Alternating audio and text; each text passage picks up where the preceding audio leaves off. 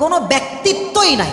আমার কথা কি জানেন, আমার যেটা আমার নিজের লাইফের একটা রিয়েলাইজেশন, সেটা হচ্ছে যদি কোনো মেয়ে পারিবারিক শিক্ষা খুব ভালোভাবে পায়, যদি কোনো মেয়ের বাবা চরিত্রবান হয়, মা চরিত্রবান হয়, মেয়েটা দিনদার হয়, ওই মেয়েকে একজন যুবক যতই জুলুম করুক, যত বড় অন্যায় করুক না কেন, মেয়েটা যদি সত্যিকার অর্থেই ভালো মেয়ে হয়, সে সব কিছুকে আড়াল করবে শুধুমাত্র সম্মানের খাতিরে। ঠিক কিনা বলেন?